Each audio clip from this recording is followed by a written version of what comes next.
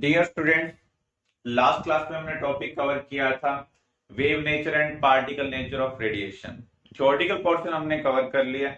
अब इनसे रेलेवेंट जो न्यूमेरिकल्स है अब हम वो सॉल्व करने जा रहे हैं। First numerical, A radio broadcaster broadcast signal eight frequency 10 power is to 15 hertz. Determine signal wavelength. Frequency और वेवलेंथ में क्या रिलेशनशिप होती है? फ्रीक्वेंसी और वेवलेंथ को अगर हम मल्टीप्लाई करें तो किसके इक्वल होंगे? वेलोसिटी ऑफ लाइट के इक्वल होंगे। यहां पर हमें वेवलेंथ कैलकुलेट करनी है,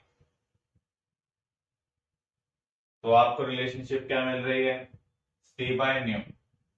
सी की वैल्यू क्या है? 3 × 10 power is to 8 metre per second. Frequency आपको दी हुई है 10 power is to 15 hertz. Hertz का मीनिंग क्या है? पर सेकेंड। तो पर सेकेंड से पर सेकेंड क्या हो रहा है? कैंसिल हो रहा है। 3 × 10 पावर is to -7 मीटर। अब हमें इसको किस में कन्वर्ट करना है? नैनोमीटर में। नैनो का मीनिंग क्या है? 10 पावर is to -9। तो यहां पर अगर हम इसको 100 से मल्टीप्लाई भी कर दें और 100 से डिवाइड भी कर दें तो कुछ फर्क नहीं पड़ेगा। 100 से मल्टीप्लाई करने पर 3 को हम लिख सकते हैं 300। अगर हम इसको 100 से डिवाइड कर दें तो नीचे 10 पावर is to 2 है, ऊपर जाकर क्या हो जाएगा? -2, -7 -2, 10 पावर is to -9। और -9 मीटर का मीनिंग क्या है? नैनोमीटर। तो यहां पर हम एक सुटेबल नंबर से मल्टीप्लाई कर रहे हैं, डिवाइड कर रहे हैं, ताकि ये टर्म किस में कन्वर्ट हो जाए? 10 पावर is to -9 में कन्वर्ट हो जाए। और 10 पावर is to -9 मीटर किसके इक्वल है? नैनोमीटर के इक्वल है। इसलिए हमारा आंसर क्या आ रहा है? 300 nanometre. Second numerical, a bulb emit light of wavelength 3000 angstrom having power 200 watt is 10% of energy emitted as light. Determine number of photons emitted per minute। तो यहां पर पावर का मीनिंग हमें पता होना चाहिए। पावर क्या होगी? Energy consumed per unit time. Vote का मीनिंग होता है जूल पर सेकेंड। इसका मीनिंग ये जो इलेक्ट्रिक बल्ब है वो 200 जूल एनर्जी एक सेकंड के अंदर कंज्यूम कर रहा है। अब न्यूमेरिकल में जो इंफॉर्मेशन आपको दी हुई है वहां पर जो 10% एनर्जी है उसको हम किस तरीके से यूज कर रहे हैं? लाइट की फॉर्म में यूज कर पा रहे हैं। रिमेनिंग एनर्जी वेस्ट हो रही है। इस इंफॉर्मेशन का यूज करते हुए आपको नंबर ऑफ फोटॉन्स निकालने हैं इमिटेड पर मिनट। तो यहां पर हम यूज करेंगे Max Planck quantum theory. Max Planck quantum theory के अकॉर्डिंग हम क्या कह सकते हैं? जो एनर्जी है वो डिसकंटिन्यूअसली इमिट होती है और ऑब्जॉर्ब होती है। किसी भी पैकेट की एनर्जी किसके ऊपर डिपेंड करती है? फ्रीक्वेंसी के ऊपर डिपेंड करती है। जो टोटल एनर्जी इमिट होगी या ऑब्जॉर्ब होगी वो किसके ऊपर डिपेंड करेगी? नंबर ऑफ फोटॉन्स इमिटेड और ऑब्जॉर्ब ड्यूरिंग दैट ड्यूरेशन। तो यहां पर हम उसी रिलेशनशिप का यूज कर रहे हैं। ई टोटल क्या होगा? n into energy of one photon. n यहां पर है number of photons.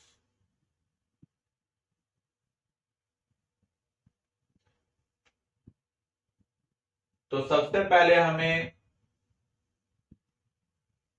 E total calculate करना होगा। ई टोटल कैलकुलेट करने के लिए हमें पावर को टाइम से मल्टीप्लाई करना पड़ेगा, क्योंकि सारी की सारी एनर्जी लाइट में कन्वर्ट नहीं हो रही है।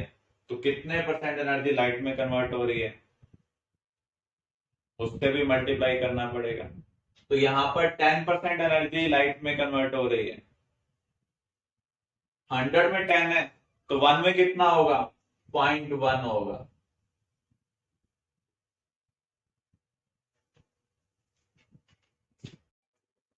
तो यहां पर जो हमें पावर दी हुई है वो क्या दी हुई है, 200 जूल पर सेकेंड। तो अगर हम यहाँ पर टाइम सेकंड में ले रहे हैं तो इधर भी टाइम किस में आना चाहिए, सेकंड में आना चाहिए। हम पर मिनट देखना चाह रहे हैं, तो 1 मिनट के अंदर कितने सेकंड है, 60 इंटू 0.1। मैक्स प्लैंक कांस्टेंट की वैल्यू क्या होगी, 6.6 इंटू 10⁻⁻34 जूल सेकेंड। फ्रीक्वेंसी हम कैसे निकाल सकते हैं, c by lambda 3 into 10⁻⁸ metre per second. Lambda ऊपर जाएगा तो लैम्डा की वैल्यू क्या है, 3000 एंगस्ट्रॉम। आपको ध्यान रखना है 1 एंगस्ट्रॉम किसके इक्वल होता है, 10⁻⁻10 मीटर। तो यहां पर हम लिख देते हैं 10⁻⁻10 मीटर। तो यहां मीटर से मीटर क्या हो रहा है, कैंसिल, सेकंड से सेकंड कैंसिल हो रहा है। तो यहां पर सेकंड से देखो, यहां पर सेकंड कैंसिल हो रहा है, जूल से जूल कैंसिल हो रहा है। तो यहां पर आप इसे सॉल्व करेंगे, जो n की वैल्यू आएगी वो क्या होगी, नंबर ऑफ फोटॉन्स एमिटेड पर minute. Another numerical, light of frequency x when shines on metal surface with intensity y emits z electrons with kinetic energy n. What happens when y get doubled? y क्या है, intensity. जब हम intensity double करते हैं तो क्या होता है, इंटेंसिटी रिप्रेजेंट करता है number of radiations per unit area. अगर पहले एक इलेक्ट्रॉन निकल रहा था, इंटेंसिटी डबल करने पर इलेक्ट्रॉन भी क्या हो जाएंगे, डबल हो जाएंगे। तो यहां पर हम कह सकते हैं अगर हम इंटेंसिटी डबल कर रहे हैं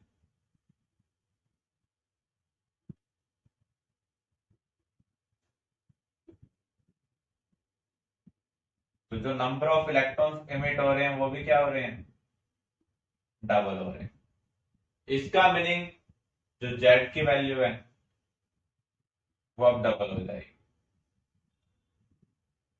इंटेंसिटी एनर्जी से इंडिपेंडेंट होता है, और आपको पता है काइनेटिक एनर्जी किसके ऊपर डिपेंड करती है, एनर्जी ऑफ इंसिडेंट रेडिएशन।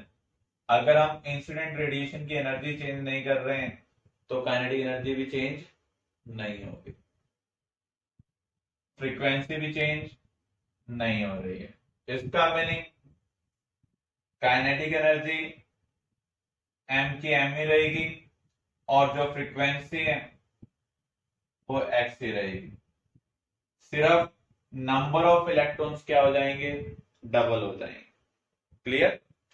तो जो इंटेंसिटी है वो फ्रीक्वेंसी और काइनेटिक एनर्जी से इंडिपेंडेंट है, लेकिन नंबर ऑफ इलेक्ट्रॉन के ऊपर डिपेंडेंट है एक तरीके से। अगर इंटेंसिटी डबल कर रहे हैं तो इजेक्टेड इलेक्ट्रॉन भी क्या हो रहे हैं, डबल हो रहे हैं।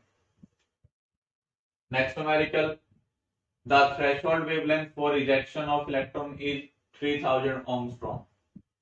Determine work function of matter. Work function क्या है, थ्रेशोल्ड एनर्जी। थ्रेशोल्ड एनर्जी का फॉर्मूला क्या होगा, E not equal to h nu not. Threshold energy को हम वर्क फंक्शन भी बोलते हैं।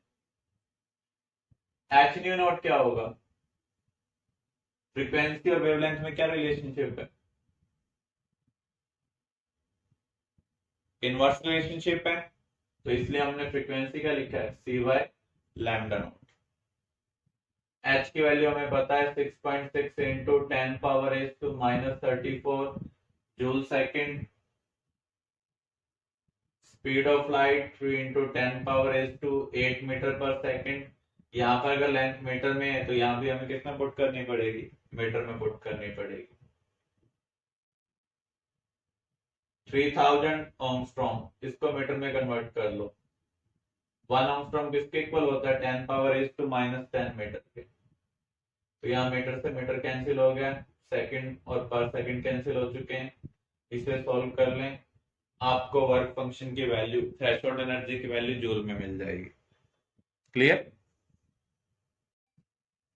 Another numerical, determine kinetic energy of ejected electrons means photoelectron when light of frequency incident on metal surface with threshold frequency this।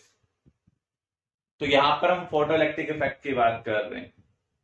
Photo electric effect में हमने study किया था, जो एक्स्ट्रा एनर्जी हम प्रोवाइड करते हैं वो किस में कन्वर्ट हो जाती है, काइनेटिक एनर्जी में कन्वर्ट हो जाती है। तो उसके अकॉर्डिंग हम क्या कह सकते हैं, kinetic energy of photo electron equal to incident energy minus threshold energy. Electron को इजेक्ट करने के लिए जो मिनिमम एनर्जी चाहिए होती है उसे हम क्या बोलते हैं, थ्रेशोल्ड एनर्जी। इससे एक्स्ट्रा जितनी भी एनर्जी प्रोवाइड करेंगे वो किस में कन्वर्ट होगी, काइनेटिक एनर्जी में। एनर्जी और फ्रीक्वेंसी में क्या रिलेशनशिप है, according to Max Planck EI क्या होगा, h न्यू आई होगा, E not h nu not. तो यहां पर h कॉमन आ रहा है, h की वैल्यू क्या है, 6.6 इंटू 10⁻⁻34। इंसिडेंट फ्रीक्वेंसी कितनी है, 3.5 इंटू 10⁻⁻15। थ्रेशोल्ड कितनी है, 1.5 इंटू 10⁻⁻15।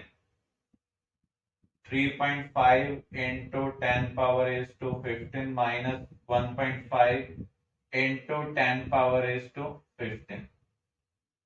10⁻⁻15 यहां पर कॉमन आ रहा है,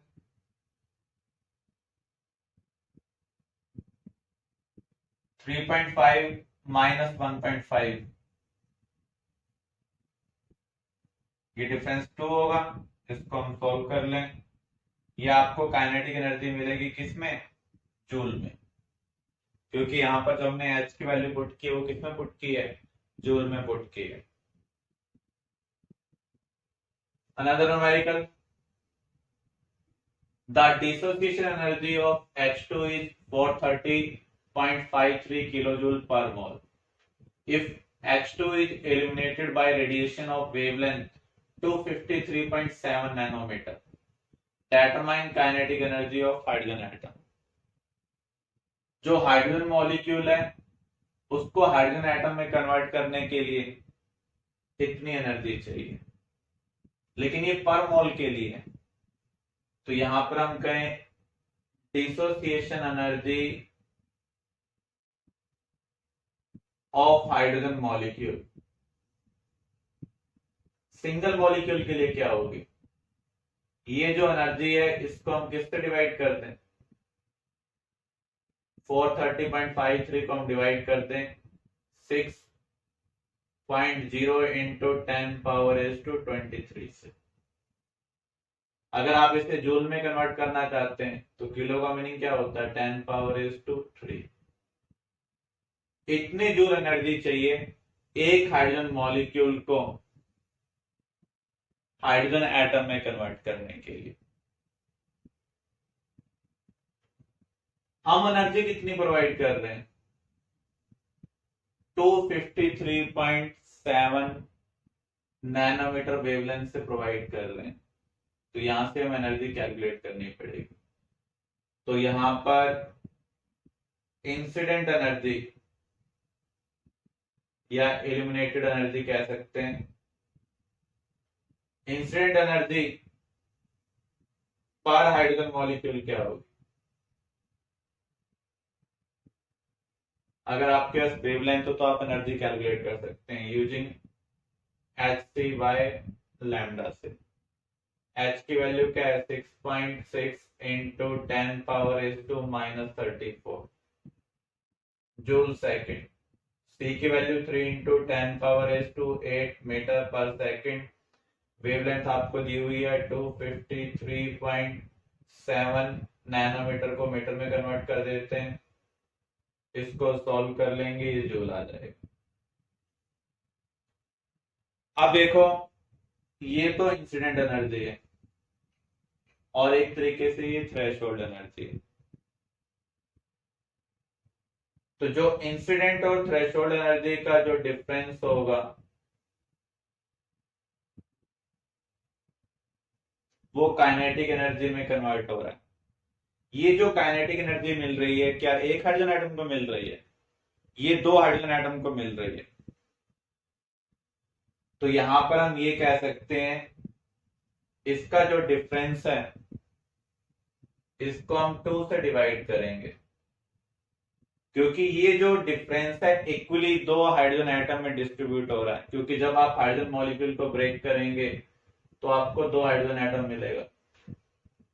तो जितनी भी आपने एक्स्ट्रा एनर्जी प्रोवाइड की है दोनों हाइड्रोजन एटम में इक्वली जाएगी, इसलिए हम एक्स्ट्रा एनर्जी को 2 से डिवाइड कर रहे हैं। ये आपको मिल रहा है काइनेटिक एनर्जी पर हाइड्रोजन एटम। यहां पर कैलकुलेशन पार्ट कॉम्प्लेक्स है, जब हम शीट प्रैक्टिस करेंगे तो कॉम्प्लेक्स कैलकुलेशन आपको मिलेंगे, लेकिन कॉम्पिटिटिव एग्जाम में जो कैलकुलेशन पार्ट होता है नॉर्मली सिंपल होता है। तो बुक में जब आप प्रैक्टिस कर रहे हैं तो कैलकुलेशन पार्ट आपको कॉम्प्लेक्स मिल सकता है, तो आपको उसके रिगार्डिंग वरीड होने की जरूरत नहीं है कि हम क्वेश्चन इस तरीके से कैसे सोल्व करेंगे एग्जाम में। यहाँ पर जो डिसोसिएशन एनर्जी है हमने उसको एज थ्रेशोल्ड एनर्जी कंसिडर किया है। इंसिडेंट एनर्जी और थ्रेशोल्ड एनर्जी का जो डिफरेंस है वो काइनेटिक एनर्जी में कन्वर्ट होगा, because hydrogen molecule get converted into 2 hydrogen atoms. तो हम यहाँ पर कंसिडर कर रहे हैं ये जो एक्स्ट्रा एनर्जी है इक्वली 2 हाइड्रोजन एटम में डिस्ट्रीब्यूट हुई है, इसलिए मैंने यहाँ पर डिफरेंस को 2 से डिवाइड किया है। ये होगी काइनेटिक एनर्जी पर हाइड्रोजन एटम। क्लियर?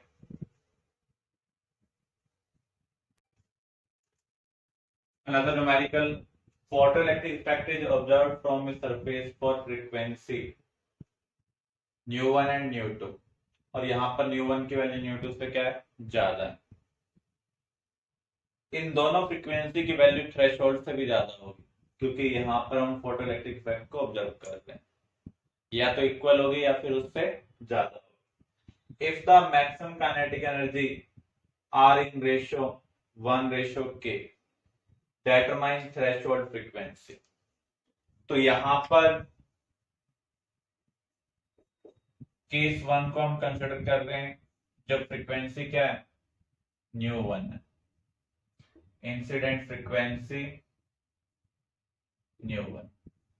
तो हम क्या करेंगे, फर्स्ट केस में जो काइनेटिक एनर्जी होगी वो क्या होगी, Ti means h nu1 minus h nu0। For case 2 incident frequency क्या है, nu2। तो यहां पर काइनेटिक एनर्जी क्या होगी, h nu2 minus h nu0।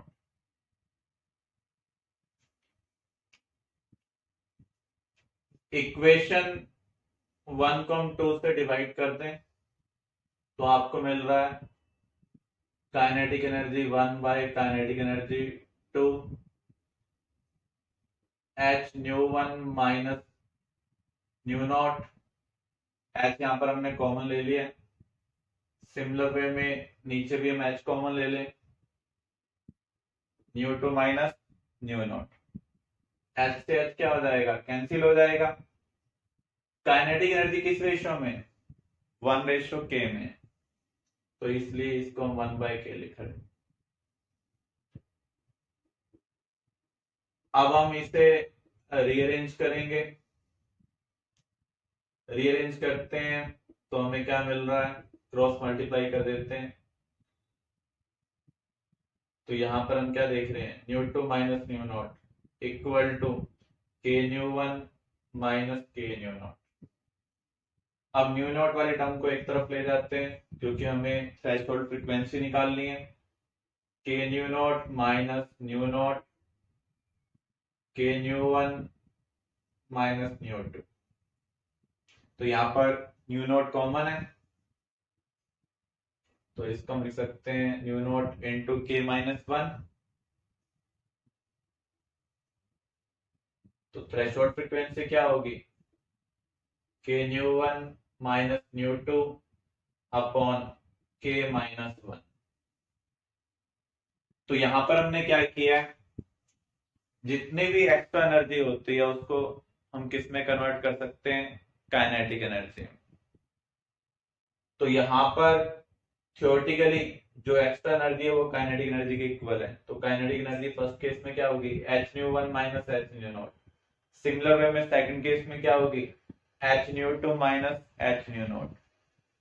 दोनों केस में जो काइनेटिक एनर्जी है उसका रेशियो में दिया हुआ है 1:k, इसलिए हमने इसको 1/k लिख दिया है। एच यहाँ पर कॉमन आ रहा है तो हमने रीअरेंज करके लिख दिया h nu one minus nu not h nu two minus nu not. H से एच क्या हो गया, कैंसिल, क्रॉस मल्टीप्लाई कर रहे हैं, रीअरेंज कर रहे हैं, तो आपको थ्रेशोल्ड फ्रीक्वेंसी क्या मिल रही है, K nu one minus nu two upon K minus one. Clear? What is the difference between isotope, isobar, isotones, isostars, and isodiapers? Isotope are those species which differ with respect to mass number but have same atomic number. For example, अगर हम chlorine को consider करें, chlorine के दो isotope हैं, chlorine 35 and chlorine 37। ये mass number को represent कर रहे हैं। अगर आप कंपेयर करें तो आप देख सकते हैं दोनों का एटॉमिक नंबर सेम है लेकिन मास नंबर क्या है, डिफरेंट। ऐसे अगर हम हाइड्रोजन आइसोटोप को देखें, प्रोटियम, ड्यूटेरियम एंड ट्रिटियम, यहां पर हम इनको इस तरीके से रिप्रेजेंट कर सकते हैं।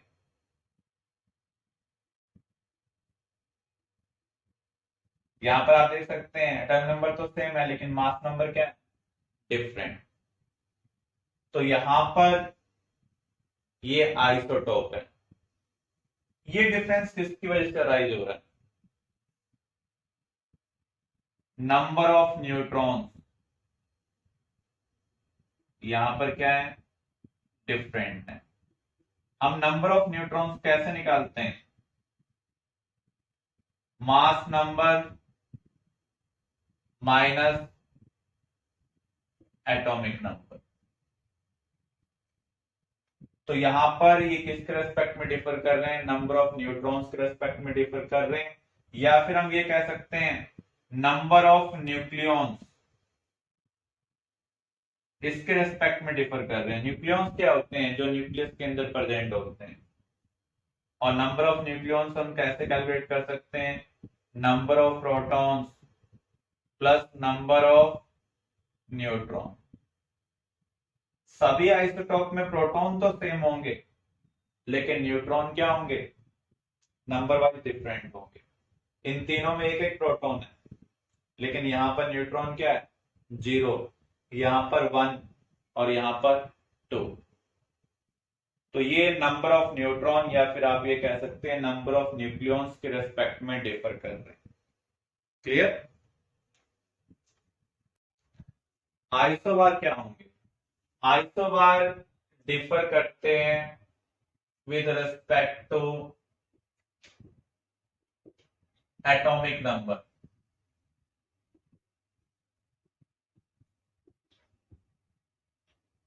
लेकिन इसका जो मास नंबर होगा वो क्या है, सेम है। फॉर एग्जाम्पल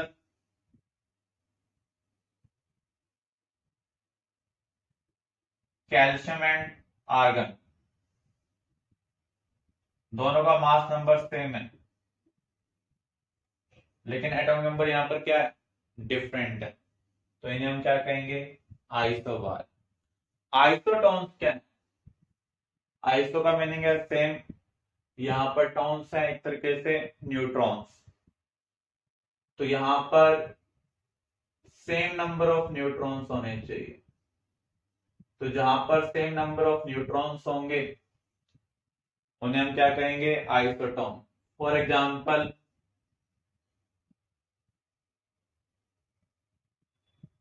यहां पर अगर आप नंबर ऑफ न्यूट्रॉन्स कैलकुलेट करें 15 माइनस 7 8, यहां पर भी आप चेक करें 16 माइनस 8 8। तो इन दोनों स्पीशीज में नंबर ऑफ न्यूट्रॉन्स क्या है, सेम है, इसलिए हम इसे क्या कह सकते हैं, आइसोटोन्स। आइसोस्टर्स क्या होंगे,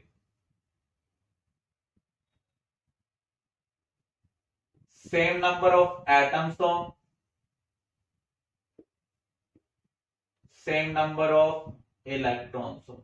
ऐसे मॉलिक्यूल्स जहां पर नंबर ऑफ एटम्स सेम है, नंबर ऑफ इलेक्ट्रॉन्स भी क्या है, सेम, उन्हें हम क्या कहेंगे, आइसोस्टर्स। फॉर एग्जांपल इन दोनों का अगर हम कंपैरिजन करें, यहां पर एटम्स कितने हैं, 3 हैं, यहां पर भी कितने हैं, 3 एटम्स हैं। अब आपको इलेक्ट्रॉन चेक करने हैं, नाइट्रोजन के पास कितने हैं, 7, नाइट्रोजन कितने हैं यहाँ पर 2, ऑक्सीजन के पास कितने हैं 8 इलेक्ट्रॉन, टोटल आ रहा है यहाँ पर 22 इलेक्ट्रॉन।